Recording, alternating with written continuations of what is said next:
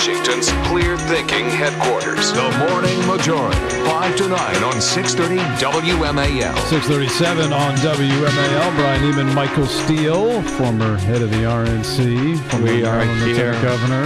Yep, in one piece. In one piece. One piece. Holding it together. Holding it together. Alex Mooney joins us now. He is chair of the Maryland Republican Party. Yeah, he's online. Yep. Okay, we got him. Alex Mooney, chair of the Maryland Republican Party, former Maryland State Senator, is with us. You guys know each other, right? Mr. Chairman, good to see you, man. Good morning. Good morning. How are you? Fine, thanks. Good. So, all right, here's what I want to know. Are the Republicans able to fundraise today? I remember there was a report out a couple of years ago where there was like 12 cents in the coffers. I don't know if that is it any better today, Mr. Chairman, than it was, say, a year ago or 2 years ago? Fundraising? Yeah. It's not better than a year ago.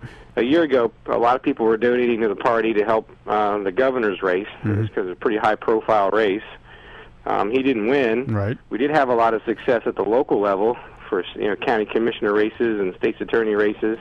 Won 6 seats in the House of Delegates. But a lot of people just look at the top of the ticket, and we didn't even have a candidate for attorney general.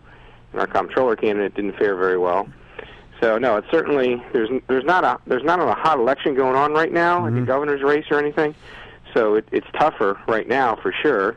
We're not going into debt. We're holding on, but it's tough. I'm party chairman. I'm fundraiser in chief, and making a lot of time on the phone, and I got to work it hard. But you do have, given the proximity of Maryland to the national heartbeat, affectionately known as Washington, D.C., the likes of Huckabee, for example, who's come in and is raising money for the party, and others that you've got, former Ambassador Bolton will be a part of the fundraising effort as well. So on the money side of it, you do have access to a network of individuals who can come in and help the party, right?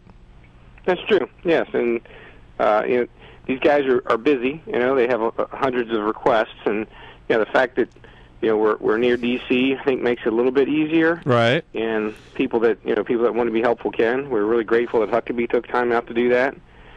For us to come, and some people are saying, "Why are you guys supporting Huckabee?" So no, anybody that's running for, considered a possible presidential candidate, whether they've announced or not, that wants to come to Maryland and host and have us throw a fundraiser for the Maryland Republican Party. So we're not necessarily as a party endorsing anybody in the primary, but we had this idea to have a presidential series where every candidate would come to Maryland help us out.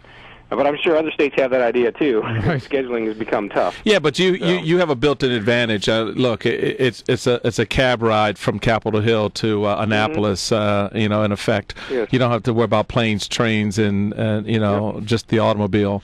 But you had the state party convention this past weekend, and we reported on it heavily here at WMAL yesterday, and it was the lead story, and at least for part of the day, in that.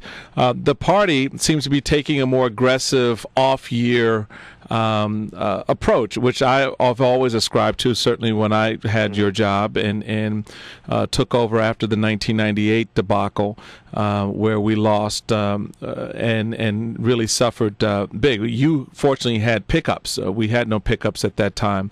And so how do you see that momentum moving, and not just on the money side? Look, we all know the money game, and I've been saying for over 2 years now that the dynamics for chairmen like Alex and the national chair have changed when it comes to fundraising, because donors are much more individualized in their giving, and it's not just the party anymore. But how do you see taking advantage of this opportunity to build off the success from 2010? Yeah, you got to have a plan. The old saying, you can't beat a plan with no plan.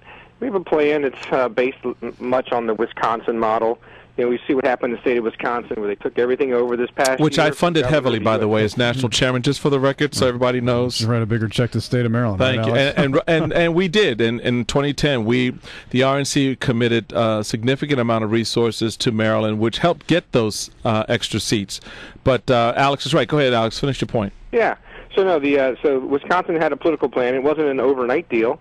They started it in the early 2000s, and it just deals with the basics.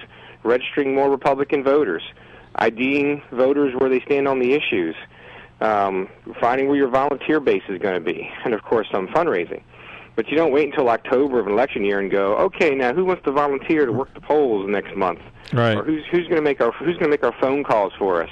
You identify, your volunteers now, and you go out and do voter registration drives now. And you did ID voters in general. I mean, I had in the last few weeks of my last election, I wanted to do a mailing to all the Catholics in my district, but I couldn't find a list of Catholics. And right. None of the churches would give me their lists.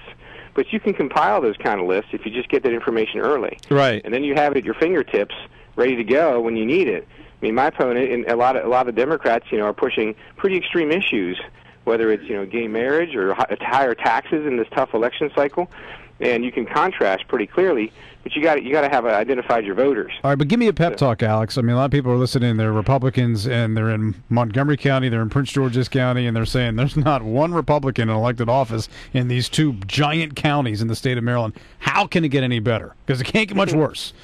Yeah, we had an election just a couple weeks ago in Cheverly, Maryland, in Prince George's County for town council, and a very good Republican came up short by a swing of 25 votes.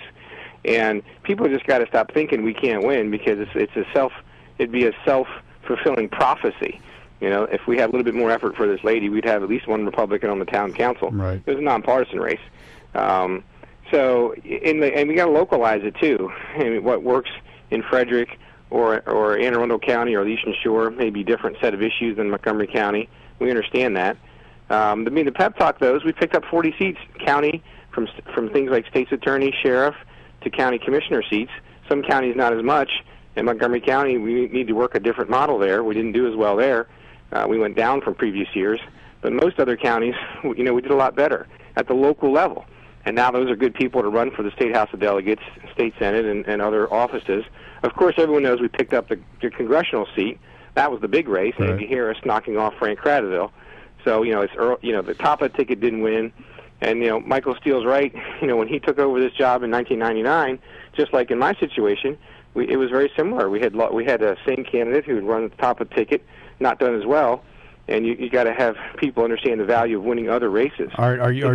Are you willing to draft Michael Steele in 4 years to run for governor? What do you think about that? Absolutely. All right. He'd be a great candidate. All right, we'll start the website later today. There you go. That'll work. Yeah, Good to talk to you, Alex. Hey, Alex. Chairman, thanks for all your hard work, buddy. We appreciate it. You're welcome. Alex Mooney, chair of the Maryland Republican Party, former Maryland State Senator here on WMAL.